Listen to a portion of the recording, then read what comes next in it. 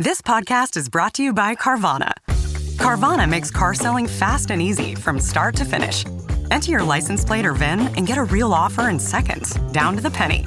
If you accept, Carvana will come pick up your car from your driveway. Or you can drop it off at one of our car vending machines.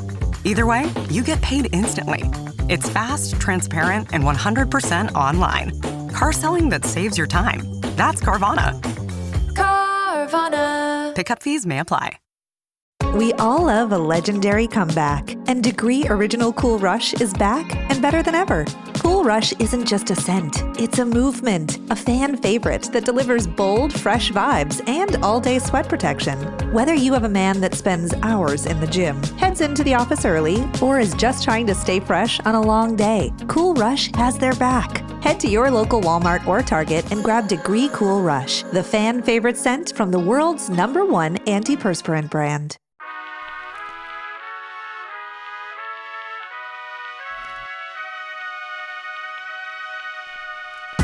Welcome to Worse Than You with Mo Fry Pasek. I'm Mo, and every week I'm asking today's most captivating artists how they got their acts together. This show is not about their best or most famous work. It's about the work that means the most to them, their creative process, and why they make their art. This week's guest is a psychic medium, Reiki master, witch, and sensory channel, bringing psychic mediumship to the stage and mainstream media. She creates sacred transformational spaces through her portal, The Hollow. And you can find her at the intersection of mysticism, comedy, and music. Please welcome to the pod, Jess Perlman. Ready, set, show!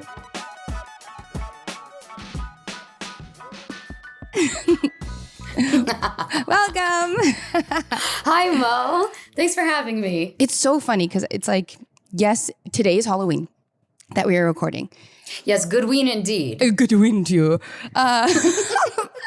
But it's so funny because I balk immediately at that because it almost feels like what you do, right, is so sacred and so divine. And it's like, I want to make sure the listeners know while this is a beautiful time collectively, energetically, it is not a novelty what you do because of a holiday. Do you know what I mean?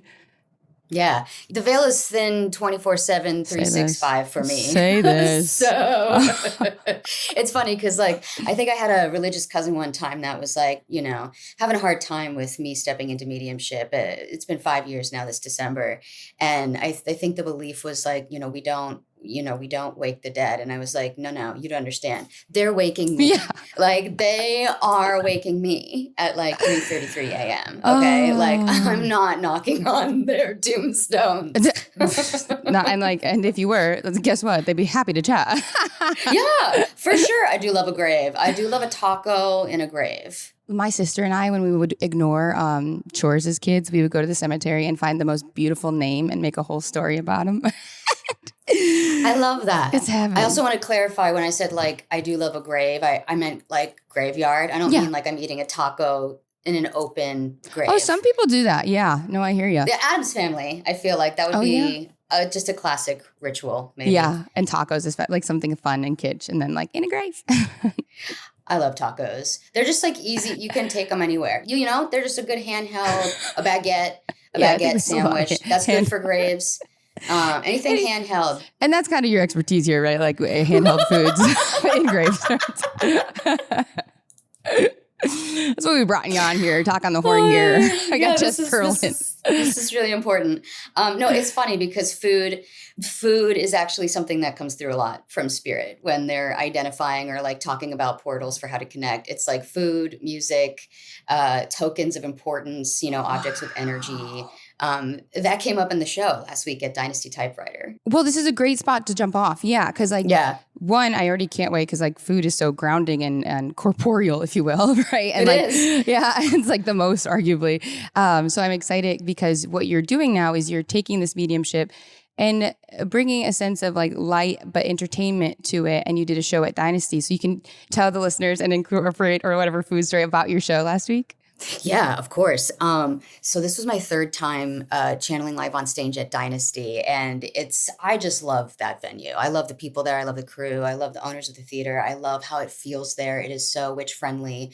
They're really nice. The spirits have made themselves known in videography before they're on stage. So like, I feel like I'm coming home there. Oh, I love And that. this was my first time really having it be like a solo show, but still coming off of the last two shows where we are bringing together music and comedy and mediumship, all three crafts.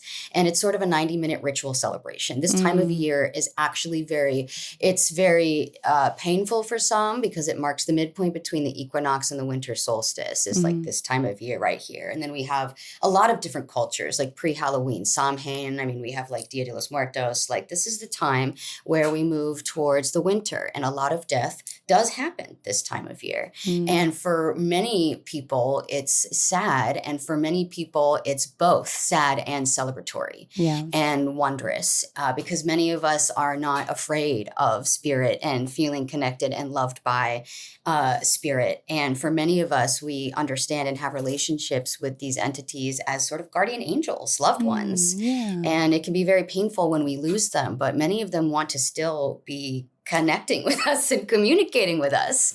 And because I have a background in music and comedy, when I stepped into mediumship full time, I actually was very scared about having this history on the stage in music and comedy because I thought that people wouldn't feel safe with me or wouldn't take my commitment to this work seriously because I had not been doing it my entire life. It took a long time for me to realize, even digest it, wrap my head around it. But what's amazing is spirit is funny. Like, oh my God, God's got jokes like crazy. Yeah, spirit is multidimensional, just like we are as beings. And like, to put spirit in a box would be unfair, and to put myself in a box would be unfair. And so when a client and collaborator of mine who is a comedian and a musician, Riv Correa's, a couple years ago, I was seeing their like one-person show coming through at Dynasty, and it turned into the two of us doing a variety show called The Witching Hour, where we combined music and comedy and mediumship.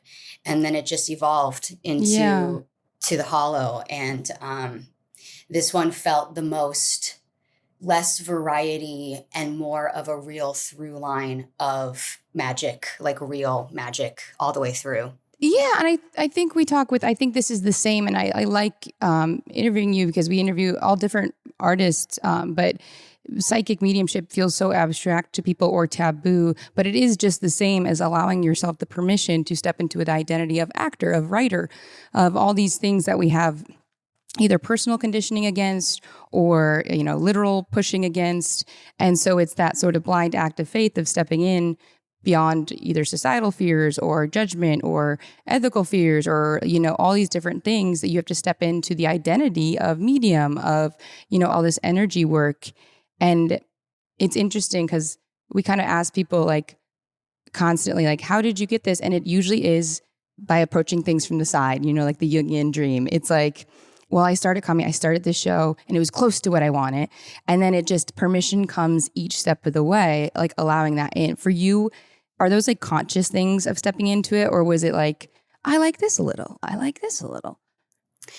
Yeah, that's a great question. So for me, in terms of like, when I first think about like hearing the call to mediumship and making the decision to step into mediumship full time, that was a very like, it took a minute to be like, oh shit, I'm a medium. Like people told me, like I didn't even realize. Because you're from comedy, a world that's like so unserious and so It happened in the pandemic. Like for many of us, that was a life-changing, speaking of an intersection and a crossroads moment, that was, that changed all of us. And I was isolated and very sick with the first virus and living alone with my cats, and had some wild spiritual experiences. And still, it took other people telling me, hey, you're a medium.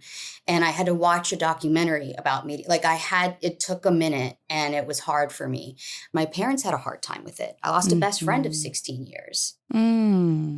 Was it The Lonely Journey of the High Priestess, they say? Yeah. And my parents now, they've been to every show. Oh, they came to the show. It was yes, they did. They've been to every show. It took them about 6 months to a full year to like fully come around. I don't know if I'll ever see that friend I lost again. Yeah. But you know, it's like you said, the lonely journey of the high priestess or the creative, when you know that you're being called to something, when you hear something calling you and it's undeniable and that becomes louder than your fears. 100%. And you have to follow it. And so with the shows, when Rivka, we were sitting in the Hollow in Los Angeles, and when Rivka like looked me in the eyes and was like, "You want to do it with me?" And I was like, "Do what on stage with you? Like channeling, like psychic mediumship on stage?" Last time I'd been on stage, I was doing characters at Groundlings and stuff, you know, and channeling. And one would say. One would say, Yeah. and they were like, "Yeah, bro, yeah." And this is like my third, I wasn't even 4 years into mediumship yet. I was scared shitless. And that's how I knew I had to say yes. It was like, yeah, abso-fucking-lutely. Let's do it. And I had this experience. I don't know. Were you an improviser? Oh, Yeah. UCB 2013 heyday. Okay. Yeah. What's up? Okay. Yeah. So like maybe there's some people that still don't get nervous before a show, but I would get nervous before every single improv show. Even if, we were at Second City and 3 people were in the audience, I would get nervous before like every improv show, Second City, LA.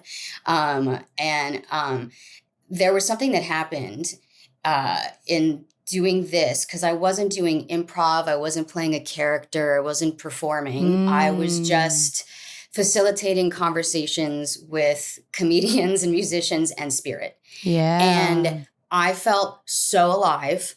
Like this last show too, even my friends that have seen like all 3 iterations of it were like, "You were the most confident on stage last week." Like it took 3 different shows doing that on stage like that.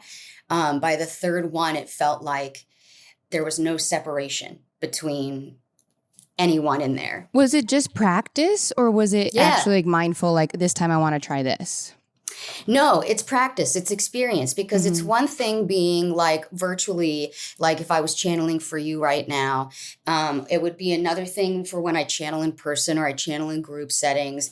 But, channeling on stage for an audience of, 80 to 100 people. And then you have my first 2 shows, it was Matt Rogers and Margaret Cho that I was channeling for. So I was like, oh shit, okay, I want to do right by them. And then my friends, like, and I have felt the pressure. I felt tremendous pressure. And I had never channeled on stage before. Yeah. And I just was like, holy shit, am I going to be able to hear spirit? Am I going to be able to? Well, aside from your own desire to have them have a meaningful experience as well. And then your own desire to be ethical and just allow. And it's so many voices beyond just fear and nervousness.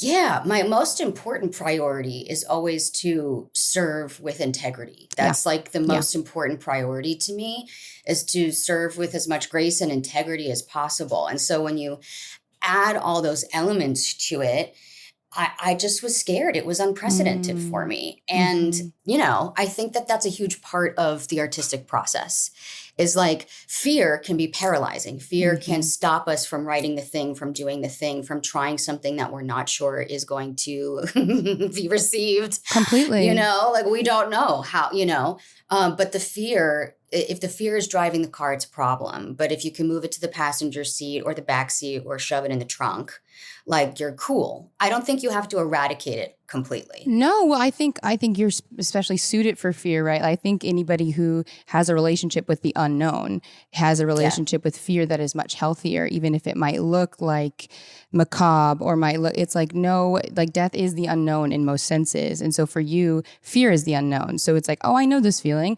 I'm curious about it. And I think curiosity for most psychics I know is like a salve to that. And so I think it is that we go back to permission constantly. It's like, what gives you permission? Like curiosity gives people permission. Ethics give you permission of like the desire to be a channel, the desire, because we have like characters as a protective shield. But I'm curious, do you think that like being of service is like the thing that's allowing you, like you're saying, I became a channel. Is it just that you can focus in on doing a task instead of being an identity that allows you to be so big on stage? I love people. Like, I think when I think about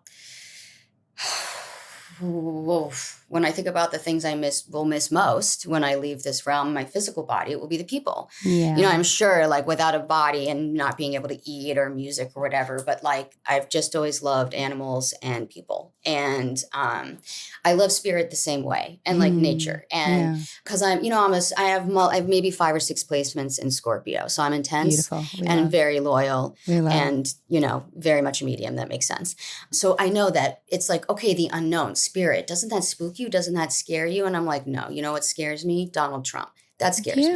Like, you know what I mean? There's things in the real world that scare me so much in reality that scare me so much than most of my experiences with spirit. And like what I will say about reality and what I will say about the world of form and the invisible realm. Right? We have the world of form and we have the invisible realm. As above, so below. You've got the whole spectrum in both realms. Yeah. So what you're asking about, like, how do you just allow yourself to step into that? Well, I have an invocation. Like anytime I'm sitting down to intentionally reach out to spirit, right? I'm not talking about spirit waking me up at 3:33 in the morning. I'm talking about when I'm sitting down, I'm like, it's time to channel spirit with somebody, right?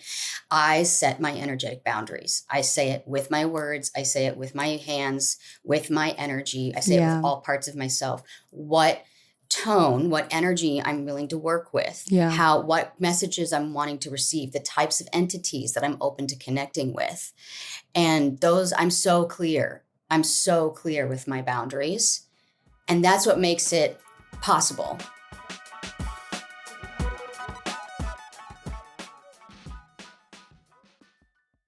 Adobe Acrobat Studio, so brand new. Show me all the things PDFs can do. Do your work with ease and speed. PDF Spaces is all you need. Do hours of research in an instant with key insights from an AI assistant. Pick a template with a click. Now your prezzo looks super slick. Close that deal? Yeah, you won. Do that, doing that, did that, done. Now you can do that with Acrobat. Now you can do that with the all-new Acrobat. It's time to do your best work with the all-new Adobe Acrobat Studio. ¿Hablas español? Sprichst du Deutsch? Kan du norsk? If you used Babbel, you would. Babbel's conversation-based techniques teaches you useful words and phrases to get you speaking quickly about the things you actually talk about in the real world, with lessons handcrafted by over 200 language experts and voiced by real native speakers. Babbel is like having a private tutor in your pocket. Start speaking with Babbel today. Get up to 55% off your Babbel subscription right now at babbel.com/Spotify, spelled BABBEL.com/Spotify. Rules and restrictions may apply.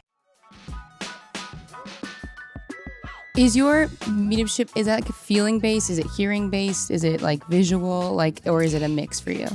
It's all things. Nice. It's all things for me. So like psychic mediums work in all different ways, right? And I think about it too, like as people, we all communicate differently. Like on Tinder, it's like, are you a big time texter? Are you a phone caller? Are you a this? Are you a that? Like we all have our different ways of communicating. And with spirit, it's like the same thing with spirit too. They have different preferred portals that they'll want to reach you through. And it's the same thing for me. I have all of my psychic senses, and then I have all of these other portals that I receive like knocks from spirit through or communication from spirit through. So, and is that one of your setups to like allow, like, it's like you created that space so it can be channeled through there, like in a more clear way?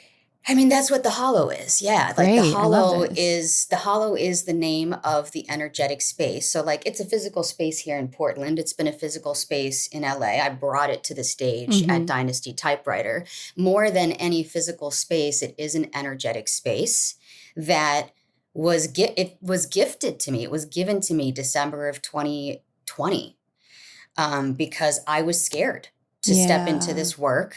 And I was given this space that was protected. It's a universal sacred space. It is protected. It is for the work that I'm meant to be doing and the spirits that I'm meant to be communicating with.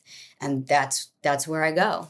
What I like about that is also like for artists, and again, I think people have such an abstract perception of what you do, but it's like, no, that's what everyone needs to do to allow in creative flow, to allow in spirit. It's like when you devote a space, a period of time to like, say, I want to write this, say I want to do, it's like, if there is a devotion and a concentration to allowing this stuff in this space, like, of course. And I think psychic mediumship allows in that need. And you see those like saying like, I need this to get this. Whereas other people don't allow themselves that because they don't consider themselves talking to spirit when they are writing their joke or whatever it is. And so I love that you're like physicalizing it in that way. I love that you're bringing this up because, I think spirit collaborators are some of the best folks to be collaborating with in our art. You know what I mean? And I think often some of us are aware that when we get a download, it's coming from a specific spirit, but some of us aren't aware. But I will tell you, I work with a lot of artists. Sorry. I'm just like, is it a ghost? Oh, that'd be fun. I don't know. If it is, I'm like, hey, go. I work with a lot of artists, from musicians to actors to writers, like to paint, like artists of all kind. And like they have, a lot of them are solo type artists, but a lot of them, like improvisers and musicians, they work with collaborators. And collaborators are huge. It's like when you watch, writers and you watch improvisers making something up on the spot and you're like, that's fucking magic. When you're in the writer's room and you're in the zone and you just land something and that's magic. And when you're talking about what you're talking about, I think too, is ritual. Yes, is like completely. creating a space for ritual and creating a practice for ritual as an artist. Like what are your rituals? And rituals change with seasons. People forget. People forget. So and like the like, thing, why don't I feel like doing this? Yeah, like for you, I'm curious, like, okay, I kind of want to ask you a few questions. Am I allowed to do that? Rock. Yeah, you're totally allowed. Yeah. Yeah, I like want to know what your current, like, I don't know why I want to say spicy, but it lights you up inside. Like ritual is around like art right now. Sure. And I also want to know like who, when you think about collaborators in the world of form, what are your like collaborators in the spirit realm? Do you have any? Yes. Spicy, it's interesting because it's one of those things where I have been practicing all of these like psychic, Reiki, all those things like my whole life. And then when I get to schools or classes or whatever accommodations made people believe whatever it is that you do, all the rituals were so intuitive that it was hard for me to be like, oh, that's this. I tend to, my great aunt was like, it was like a reveal of like practicing Wicca post-death of like going through stuff where like wasn't just Catholic, obsessed. And obsessed. And so I usually, and she had Alzheimer's for many years. So to me, part of her was on the other side already. And so yes, that happens with Alzheimer's and dementia. Yes. Hugely. And so I usually talk with her constantly. And one of my favorite practices, I love doing this. So, and I also started it before she like was passing on because if I need insight, I'm very literal processor. So I'll get, animal signs from God 1,000 times a day, ridiculous circumstances, sure. But I do the thing where I'm like, but does that mean this or this? So what I do is I used to go to, and for her, I use her books and she highlighted and wrote up her books. And she had, like the spiritual books, like the classics. And my favorite is like, there's certain ones that came out in like 78 and she had this, like the same publishing year, she would have snagged it and then hid it. But I like going to used bookstores, especially Bart's Books in Ojai. It's the best one. And I like asking God, or I call spirit God I know there's a lot of religious associations, but I love to go like, here's what I'm looking for insight on. Here are these things. And then I just, a little bit bibliomancy where I see if people have written up books and marked up books that speak to me. And so then I'll flip through and find the highlighted pages and see if it like resonates. And so to me, it's grounded, it's actual words. It helps me. It's something to bounce off of no matter what. If I hate it, if I love it, I can kind of really find my answer within. And then honestly, I work pretty consciously with David Bowie. And at first I was like so embarrassed by it because it felt so like, of course. You know what I mean? But then, like, oh, and you were Cleopatra in a past life. It's like, you know what I mean? Like, it's like, so I was so embarrassed, but I loved it. And then like, I would have these wonderful affirmations of like whatever, energy it was, just like such divine joy and permission. But those are the only two like pretty conscious co-creators that I do the other side. Otherwise it's like talking to any giggle feels like. My whole body lit up when you were talking about, is it your aunt's the one that had Alzheimer's? Yes. Yeah. First of all, I also really, I dig the like bibliomancy, like allow your intuition to guide you to certain books and then look at the words. Like that's just such a fun, again, play. So you said some things that I want to touch on. Great. Like curiosity is the antidote to fear, Mm-hmm. or like a great way to work with it, if not the antidote. And play. And something that I've seen that I did not expect to learn in my 5 years of mediumship is that I think often people think that mediums only speak to the dead, and we speak non-verbally.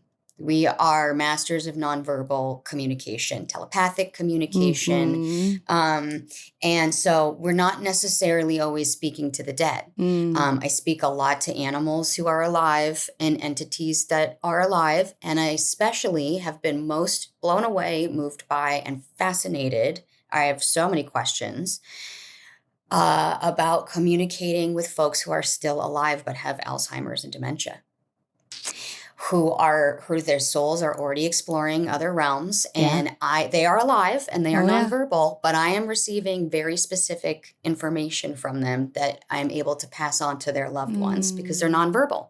And they still have things they want to say and things that might be supportive to their loved ones. Yes. And I only hope and pray that we continue to, as a country, as a global culture, understand Alzheimer's and dementia more, because we're just so not set up. Nobody is set up properly and supported for this. In any way, shape, or form.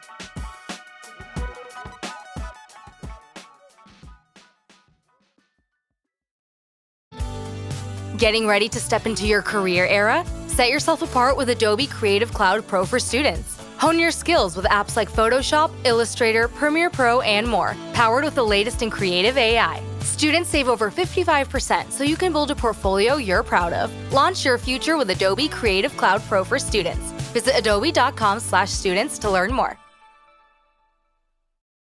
Hey there, it's Dr. Sanjay Gupta with some exciting news to share. CNN is now streaming. That means you can read, watch, and stream everything in one subscription. You can watch news live 24/7. You can also explore catch-up videos and explainer videos, and you can also watch the library of CNN's originals, including my latest documentary, It Doesn't Have to Hurt. Just go to cnn.com/all-access. Well, so you know what delights me is I think what you're speaking about, curiosity, play. I think anyone who wants to be an artist or work in psychic mediumship should take improv, because with I think there was a 2013 This American Life where someone who had took one improv class and had a parent with Alzheimer's and decided to use yes and they, every time their parent would repeat something, instead of being like, no, mom, remember it's this, be like, yes. And also that's a cool, and then just continue the dialogue. And I think if this is true, what else is true? There's so many tenets of improv and curiosity that allow you to explore something without looking at the devastation of, she doesn't remember my name. You get to say, where can we connect now, instead of stopping right here because of one no, essentially. You don't take no for an answer in an improv scene. Yeah, that's right. That's right. I wrote a little bit about this, I think my third year of mediumship, which was kind of the first time that I started. So the first 2 years of mediumship were the first 2 years of the pandemic. So God, such a beautiful isolation for that too. Though. Yeah, tons of isolation. And I'm, super immunocompromised. I'm in the best health of my life because I got stem cells, Cool. But I've been, it's changed my life. But I was diagnosed with late stage Lyme disease. That affects every system. After COVID. And so I was sick and isolated, but not channeling for large groups of people. I didn't, and so it wasn't even until my third year of mediumship where I remember it was I hosted my first larger event with my friend who's also a tarot reader. And a lot of the people that came to the event were people that I used to know from my old life in the comedy scene. And I was so scared Yeah. about how I would be received. Yeah. Because there were people in that scene that didn't receive me. Or minimize you, right? Or like, minimize, or thought I was scamming people. Yeah. Thought I was scamming people, you know? That's a big for comedy. They're like, it's like, okay. You know, yes, there are people that in this field that are like behaving fraudulently. There are people in every field in any behaving field. fraudulently and immorally, right? Like non-ethically. But I remember after that event, because I didn't channel live at that event. I didn't actually channel live at that event. I was too scared. And I remember writing about it afterwards and like it really clicking to me like, holy shit, my whole history. Like I started doing improv in middle school. And I did it in high school, and then I did it all through college, all 4 years with my improv troupe. And then I did it after college, and then I studied at all the places. Like I fucking did it for years. Yeah. And it's trained in you to say yes and. It's trained in you to get curious. This. It's trained in you to listen. It's trained in you to not try to be a star, but to make the scene work. Yes. And to make your scene partners look to good. allow. And that it's not about you. That it's about a group conscience. It's about like the group making the decision. And so when I think about what I do, I don't see myself as this person that is in some hierarchical position projecting anything or teaching anything. I see myself as a communicator, an interpreter, a translator that works collaboratively, because you might understand more what's coming through than I do. Oh, that's also such a weird thing where people are like, well, you told her that. It's like, well, yeah, because we're trying to figure this out. It's not like I was trying to do a trick for you. I was trying to help you understand something. It's like spiritual charades. Ooh, so fun. It's like I'm receiving these clues and pieces that first usually are, how do we identify who we're speaking with, like identifiers, and then like what's the conversation? What are the messages? What is trying to be said? Yeah. And I don't see it as only my job to understand it. I see it as whoever is stepping into the hollow with me, including spirit, that we're all working together to have a conversation. And of course, I play a huge part and take full responsibility for being the facilitator of it. Of course. But the improv that is built in me allows me to listen. It allows me to say, okay, here's what I think I'm getting. Do you know what that is? What do you think this, here's what I think it could be. And then to be in this space of curiosity, to be in this space of like play, what if, and questioning. Well, it's probably what makes you so good at this, because I say with sports and improv, right? Like the person who wants to be an individual star is going to take the team down. The person who wants the team to win is going to help the team win and be a star, right? Like, it's so crazy. It's like we can apply it to so many things, but it is probably why you're good, because I'm sure there are people who want to be right, and you're just trying to get information out, not be right. You're like, let's figure out. The thing that's also like, I think you'll get it, you'll probably understand this because if you're so well versed in this already, in this world and in this language, is that this is not like it's not a puzzle piece that gets put together in one sitting. Of course, there's banger sessions where the person that I'm reading, like on stage last week, my first person was just like the ceramic vase. Yep. That the feels heart cool, necklace. though. Yeah. The this, the that. And it's like, that's a banger session where it's like specific. And the person is like, yep, I know. But so often, the information that comes through requires a conversation for the client, requires them to have a conversation with someone else first to confirm it. If they didn't know pieces of this information often, or they didn't know the spirit as well, or their processing time is a huge piece too. Sometimes what's happening is overwhelming for people. And so it's hard to process it in real time. And it's like that night, the next day, a week later, one time, it was 4.5 years later, I got a picture of the tree.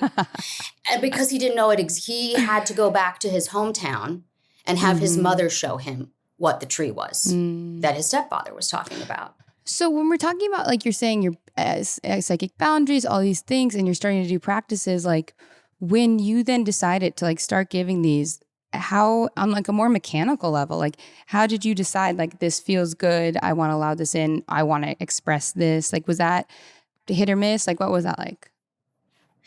Do you mean like in the beginning, like with spirit? Yeah, like when you're deciding like how you want to be as a psychic medium, right? Like how you want to be when it comes to what you're offering. Yeah, because I didn't go to school and train for this. In fact, I was looking for mentors. I was calling them in. And I did get a lot of connections to like lovely, amazing intuitives and other readers. But specifically, I am still being in communication with another psychic medium who is not just a psychic medium, but does it full time for a living, is a completely different. I'm still looking to meet that friend, calling that in still. Cause it's just like having someone who can speak your language and really understand it. I do have a psychic medium friend too. And it's so wonderful. Because this is like any field though, where you're like, I am creating my own thing, but also I would love to like bounce off someone's backboard and be like, okay, what's this? Yeah. It's a lot. It's a lot of work. I've learned everything so I have been seeing spirits since I was a kid. I had this gift as a kid. This gift showed itself to me at many different times in my life throughout my young adulthood. Again, I just had trouble, like it just wasn't recognized by the world around me. And did you feel like you had to keep that private? There were certain parts of my life that I did keep that private. And then when I shared them, I went into psychotherapy, and which I don't regret. I love all the therapy that I've had in my life, and I probably need to be there anyway for other reasons, but I was seeing spirit. I was not hallucinating, right? And so for me, I think I'm lucky in that by the time I made the decision to do this full time, I already had like years and years under me of working in management positions for like yoga brands, beauty brands. Like I had been a nanny. I had all these other jobs besides just acting and comedy, where I really learned about how to care for people. I really learned about what good customer service, like what it feels like to be treated like by someone like you care and show that you care, and what boundaries are. And I already had these other skill sets, and I did have these teacher skill sets. I was a yoga teacher for a while. I became a Reiki master. So like I had these other skill sets and this improv training. So then when it just all kind of came together, I think I was sort of set up for it to take off. The only thing I wasn't set up for were the systems, and that I hired my very dear friend. I was like, you know how to build systems and a website, and I have a brand new business that I wasn't planning for on my hands, because it was like I announced it mid-December and 2 weeks later it was booked, and it just was like, yep, we're doing this. And I learned, and I'm so grateful for all the people that trusted me, especially starting out. Because I was so fresh and not apprenticing with somebody, but I learned so much by doing. I learned there's training is important, and also this is the thing I think for a lot of artists is you want it to be perfect before you present it, and there's no way that's ever going to happen ever. Period. Yeah. You got to be able to like be unfinished and in formation and beginning to do the work and refining as you go. I think that's so true with craft of most kinds, is you refine as you go. You become more practiced as you go. We're constantly talking on pod about like, right, that being held in these moments, right, where it's like that it's actually the only way it is to experience it. Like there is no other just bypassing that. And it's not just perfectionism that stops you. It is like, again, fear of the unknown of like, what if it fails? What if it's perfect? What if it's this? It's like, you have to do it. Totally. And like circling back to like, I think the show at Dynasty last week was my favorite version of it, even though I love the Matt Rogers show. I loved the Margaret Cho show. This last show, I think, was my favorite only because it was the third time I did it. And I was able to implement all the things that I learned from the first two shows. And that's what led to my ability, I think, to serve more deeply in this one. Beautiful. The more reps, the more it's the more play you get. It's like improv. Like I haven't been doing practice. So it's like the more reps you're doing, the more you feel like pra, pra, pra, pra, and you're not thinking and you're just allowing, and it's like so heavenly. And it's so funny, Mo, because this third show, we were fully planning for me to read a comedian again, like,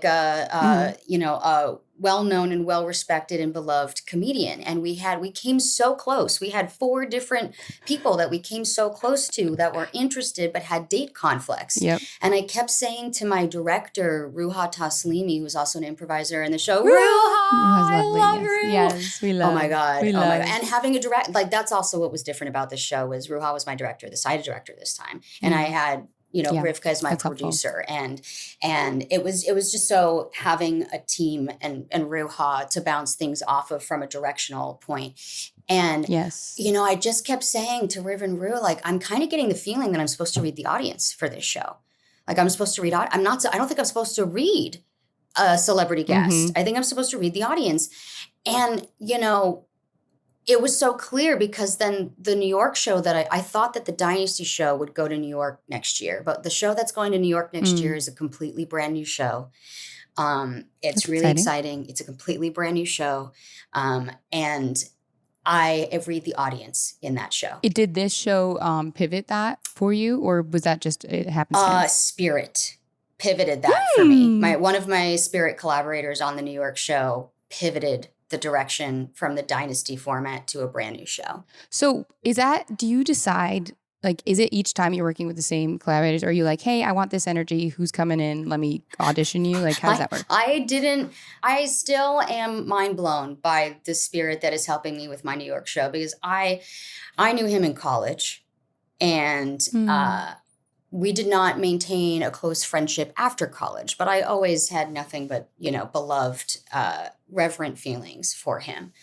Yeah. And he died in tragic circumstances too early, way too early, a couple years ago. And I have channeled him for many of his friends. And in this in that process, I have a new relationship with him that I never expected to have. And he is a Spirit collaborator of many. Because he was not done. He was a writer. Yeah. He was an actor. He was about to have one of his shows take off. And he had so many our beloved artistic collaborators that are still with us, that are doing their thing in LA, New York, that he was working on things with. And I was not one of them. But for whatever reason, when I was in New York in April with some of his beloved collaborators, and we went to go visit a space that is dedicated to him, and he knocked 3 times, and I let my beloved friends know, hey, I hear him, and they were both, of course, like, yes. And a lot of things came through for both of them. And then part of what came through was, I'm going to help you find the theater for this New York show. And the New York show is music. It's music and mediumship. And we're moving in this direction. And you're collaborating with people that that we knew from college. Oh, I love people that I worked with 20 years ago, 20 years ago. And it would never have happened if the spirit didn't show up and push me in that direction. And it's reconnected all of us in this new way. It's really incredible. It's really incredible. I'm so intrigued by that, because it's also like you have that, like, I'm wondering if there's a lot of people who want to work with you like that, and you just felt more called to him. Like, is it like because he was creative, or like because that is so beautiful, but I still hear all those choices within you of like, I'm going to allow this through. I want to do that. Like I'm deciding to work with him. I would be a fucking idiot to not work with this genius. Oh, that's so special. That's really special. He was and is a genius. And I would be a fucking idiot to say no to him. Got it. I love that. No, that's what I mean, where it's like, because I think you have such discernment, and then I want listeners to know, because it's not just that he came to you. It's that this is a special person. This is a special and guy. He's a brilliant artist. And the people that he loves that are still my friends and with us are what I consider to be brilliant artists. And I'd be stupid to not work with them. So I just am lucky that they all said yes. I can't believe it. I really can't. I can and I can't, because this is not a dream that I managed. You know what I'm saying? Like, of course. Well, that's the best part. Is like you couldn't have mapped it out, but it's the feeling of everything you're desiring. Yeah. And in some way, though, a year and a half ago, I heard New York show. I just had no idea that it would be what it has turned into. When you hear those sort of calls, like, and I really want listeners to translate it for themselves of like any just intuitive ping for them, if they're not a psychic practicing person, I think this still applies. Like when you hear that, is there a pressure to figure it out? Do you just clock it and put it on the shelf? Like, do you wait for it to be all locked in, or do you take a blind leap? Like, how does that work? Yeah. Sometimes something comes through and it's undeniable for me, and I'm like, whoa, okay, all right. Yeah, I'm ascending. Or sometimes something comes through and I'm like, what the F is that? I don't know about that. I don't know. I'm not sure about that. And then if it comes through again, if it comes through a third time, when something comes through a third time, that's when I go, okay, I have to listen to this. I have to consider it. And maybe my interpretation is wrong at first. Maybe it's not, maybe New York, I'm using this as an example, but I'll use a different example. This is really great. One of my dearest, most beloved friends now has a second daughter. And I first felt this soul years before she was born. And because of the clues that I was getting from her, I was like, it's a gay musical theater baby. I was seeing rainbows. Woo! I was seeing rainbows. I was seeing bubbles. I was calling the kid Bubbles for years before it was born. And I just thought, and it was singing and musical theater and all these things. And so I kept being like, I don't know if I'm always hesitant to gender the unborn. Totally. But with spirit, it'll be like presenting as a female or presenting as this, or I'll get, okay, the spirit feels gender fluid. But with this soul, I was like, I'm guessing it's just a little gay musical theater baby. Okay, turns out this baby was born the weekend of Wicked. Oh, great timing. Incredible. And we all of us and this friend had been, Wicked is a big thing for all of us. It's like, I won't get into it, but like, it's a big thing. And it was a big thing for this friend too, who had a child. And the only video I think that she had on her Instagram of her like singing was the opening song where Glinda arrives on Broadway in the bubble. And that was the moment that we realized that it was like, oh, bubbles, like rainbows, somewhere over the rainbow, like Wicked, musical theater, like. I love And this. it was about the timing of when she was going to be born, because they originally wanted to have her 4 years prior, which is when the movie was supposed to originally get released, the first movie. Wow. But the pandemic happened and everything got I love that. I got chills. I love that. that. So it's like, I didn't know what it meant at first, but I just was calling her Bubbles for years. And she is the most magical kid. This kid is just. I just love that it's such a simple thing though. I love that, and also how unattached you are to trying to make it like, you're like, no, that's what it was. Like, and I interpret it, I have more info now. I realize it. Like, it's so simple and it was clear, but you didn't have enough external data to like know. And then you did. And then there's other things where, for example, like, okay, there's a beloved person in Klein I know whose father has Alzheimer's and is nonverbal right now. And she actually asked me to check in on him. And I did. And I heard something. I heard in his voice from the way that I recognized him from like years ago in college. I heard in his voice, do not resuscitate. And I was like, how the fuck do I tell her that I heard this? What the hell? And it's like kind of funny because he's being darkly funny about it in his delivery of it. He's like, do not resuscitate. We got one. Yeah, it's like and so I text her and I'm like, I got something very clearly, but I'm afraid to share this with you. I don't know if I should share this with you. And she's like, I want to know. I want to hear it. And I go, he said, do not resuscitate. And she laughed. And then she texted me a couple hours later and told me she had got off the phone with her mother, and the home that he was in called and asked her because he had been transferred from a hospital to a new home and they didn't get the DNNR. And they wanted to know if he wanted to be resuscitated or not. So hours later, her mom called her and he was confirming, do not resuscitate. It's also so sweet that it's like, it is a big thing, but it's also just paperwork that she needed help with that day. You know what I mean? Like, it's like, that's such a parent loving thing. I love that. And how hard for her that she, she's lived with him or my client's mom has been with her husband her whole goddamn life. And this is the first time that they're living separately. And he had an accident, ended up in the hospital, and it was time to move him into a care facility. And that's so hard. And all this information is getting transferred over.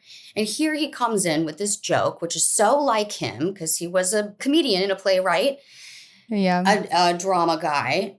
And he comes in like making this joke, like, in case you were questioning, then they lost the paperwork. And they laughed. I love when spirit comes through like that. So it's also like not big advice either, which sometimes I feel like the weight of that of like, you're doing good. And it's like, no, just do not resuscitate. Like, it's like, here's this loving thing. It's so beautiful. It actually was loving because for him, and this comes back to, I don't think there's any coincidence that we're talking a lot about Alzheimer's today because it's something so deeply connected to you and your life experience with your aunt is like, what happens for him, for this beloved soul whose body is still with us. He has already begun experimenting and being in other places, in multiple places at once. And so he's like, I'm, when it's my time, let's not prolong it because I don't want to be in that body. I'm coming to my peace with not being in that body anymore. Yeah. Because I'm not me in that body anymore. I like that idea. I always think of that like, because my aunt had to carry many stories of the family and sometimes, and it's not literal. I feel like people get really offended, but I go like on a very soul spirit level, I go, what a loving disease to allow her to forget while she transitions, while she gets comfortable leaving because she felt taxed with holding all these stories. Right. And so again, not in a literal way. I don't want someone to get that, but I think of course, that is the logical manifestation. Of course, that allows her to let go because otherwise it's so much to let go of when you pass on. And so I just felt like there's certain ways people pass when we can grieve it, but in accepting the pain of disease, it's like what purpose did it serve and how was it loving? That can be, and I think this is actually a really interesting thing too in spirituality is because, and especially in the work that I do, is like, how do you hold these dualities, right? How do you not spiritually bypass someone, right? Yes. How do you honor the horrific and horrendous things that happen and not say, but how did it serve, but it served you spiritually. It's like, no. And also, it's so nuanced. It is. It can be so nuanced. In some ways I understand, for many people it's not. And I honor the spectrum. And I also have just seen things. I have been privy and witnessed things in the last 5 years that I never imagined I would, and have learned things that I couldn't learn from a book, that I've only learned through watching people and experience. I have to take time to process a lot of times these sessions that I'm a part of, because I don't think I'll ever get used to how incredible spirit is. No. Because like it is such a beyond incredible act of love to me to come through so clearly and make your presence so specifically known for someone you love. I think it's because it's also like they are in infinity. They could be doing a lot of other things. And, it's like, they are doing a lot of other things. I've learned that spirit can be in multiple places at the same time. They're not limited by time and space in the way that we are. So I think a lot of people are afraid to call on their loved ones because they're like, I don't want to bother them from whatever they're doing, It's so sweet. Yeah, too, and it's like so many of the time, it's like, no, they're hanging out in the nursery with you. They also just like to have, like, I still remember, I think the funniest I think spirit's ever been is when my uncle, double great, I think, Uncle Bill passed away. I was cleaning out his house and I didn't know Uncle Bill had a glass eye. I had no idea, but so I'm cleaning out his house and I was in his bedroom and my mom came in and I was like, I was like, it is insane. I was like, he is watching me right now. And she was like, yeah. And then like my parents are like, sure. And I was like, no, but it's like in a way that like, it's not like he's here. Like he's watching everything I'm doing. And she was like, okay. And so then I'm not joking. A mere 10 seconds later, I pull open the next drawer and it was an entire like custom drawer fit with at least 50 glass eyes that were just staring at me. I laughed so hard. I was like, you got jokes. You got jokes, Bill. It was just literal eyes. Literal 50 of them watching you. Heaven. And I think those are the best moments in spirit too, where it's like, of course it's dark, but like where there's a laugh, where there's a goof where it's like, yeah, of course, like that's insane, but and maybe fun. because you and I are people that revere laughter. I am drawn to it. I am attracted to it. I believe it's the best medicine there is, on most occasions. But and maybe it's because we're so attracted to that it's easy for me to see when it's a bit. Like I can see when spirit is being funny. I can see when it's a bit. And I guess for many people it would spook them, but I can see when it's a bit and it's the best. I think that's what makes you good though. I think that's what makes you good because sometimes comedy is close to scary, right? True. And so to have somebody who has that mindset, then you can guide someone pretty safely through without being like, So true. Okay, this is so heavy. I wish I could ask about 8 million more things, but we are coming to my final segment, which I think you'll appreciate because it's very abstract.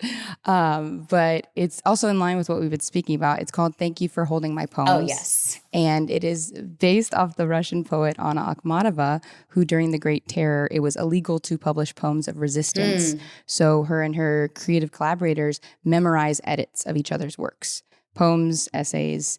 And I find it so profound and kind of the point of existence that, as you said, unfinished, incomplete, unperfected, they were required to hold each other in simple edits and simple attempts. And it is, to me, that's holy.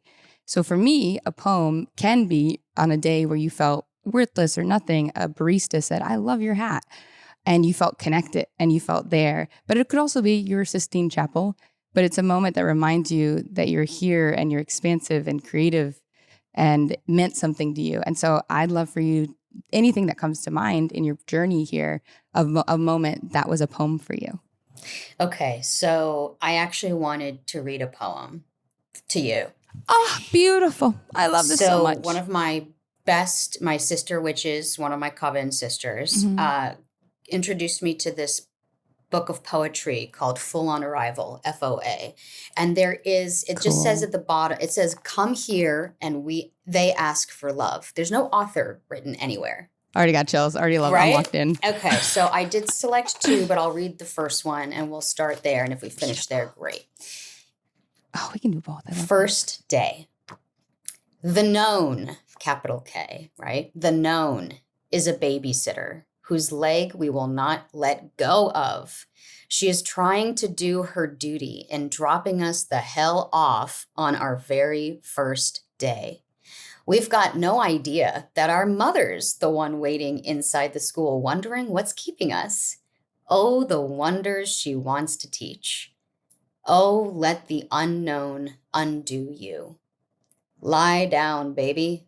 Mama's gonna show you the way life is when you stop clinging anxiously to ankles. Mama's going to show you the view from within. Oh, fuck. Yeah. That is heavenly. Yeah. Oh, I got chills throughout because it is, you realize what a child you are in this desperate cling, and you also have such compassion for a child in that moment. Yeah. And you're like, beautiful. That's what often in the unknown, what's on the other side is someone wonderful who just wants to show you wondrous things. But we don't know that's what's on the other side often. Oh, and it's school where you're like, I don't want, I can't, or it's even like a shower. Like it's like when you're a kid, you're like, I can't, I want to shower. I never want to, I'm screaming, I'm crying. I get in the shower. I'm there for 6 hours. I'm having time in my life. Like it's like, you know what I mean? Yes. Like that's what came to my mind where it's like that thing where you're like, wow, but then you do it and it's like, well, this is the only place I want to be. Totally. And like that first day of school, it could be that first anything like we were talking. The reason I chose that is because it feels so like, about what we're talking about here is like, putting yourself, like taking that leap of faith, taking that risk, doing that thing for the first time.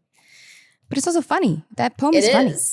And like, I always like Billy Collins was, obviously poet laureate. He's very famous, but he's one of the funniest. And that's why I love his poems. Because I think when you have humor, you are taking abstract and like making it digestible in such a beautiful way. 100%. That's what I love about doing these shows too. Is that I feel like it's making this thing that's not digestible for some people more digestible. And without minimizing it to make it digestible. I love this. You know? Yes, we're just enzymes. We're little digestive just enzymes. Can I read you Glass House? Yes, okay, please. This one's shorter. This. Glass House. Cry until you say, "Oh God," accidentally out of pain. Laugh until you cry. And love until you say, "Oh God," accidentally, and so loudly it makes your partner laugh. These are the portals. The windows in this house made entirely of glass. I love that. Yeah. Oh, that's beautiful. Isn't it so fun how far away we get from like a laugh or an orgasm or a hug? Like we get so far in like... Yeah, you just got to have that orgasm. It's simple. They're portals. Or you got to laugh or you're crying. Yeah. Or you become dramatic. Like it's, it's heaven. portal. The portal of shift, right? The transformation. I know. Portals, they're those girls. Beautiful girls. Those beautiful girls. And I say, because I'm like, my relationship with them is respect. I'm not going to say I'm obsessed with them. I respect them. They teach me. Yeah, good girl. We're not gonna get too close though. Let's go. We're gonna detach with love. Oh, exactly. Unattached love. This has been heaven. I adored, and I hope people feel enlightened to this sort of like, and also what you're doing, right? You're like making it a digestible process and teaching people through this. Can you tell folks who are listening where to find you? Oh, yeah. So you can head to thehollow.com, or you can find me on Instagram at Jess_Perlman, and that's Perlman. And my books are open for one-on-one, two-on-one group work, and keep your eye out for New York City next year. Spirits and the Hollow coming to you live. I'm so excited. Thank you for doing this. We end every podcast with a compliment that I give, the same compliment to all folks, regardless of gender or identity. And I mean it from the bottom of my heart when I say, "Oh my God, you're so pretty." Thank you so much. Oh my God, you're so pretty too. You are. Worse Than You with Mo Fry-Pasek is hosted by me, Mo Fry-Pasek. You can learn more about this week's guest and the Worse Than You team by checking out the show and episode copy. Worse Than You with Mo Fry-Pasek is executive produced by Erica Ghetto, Mariah Gossett, and Lauren Mandel for Good Get and Disco Nap Productions. Oh my God, you're so pretty.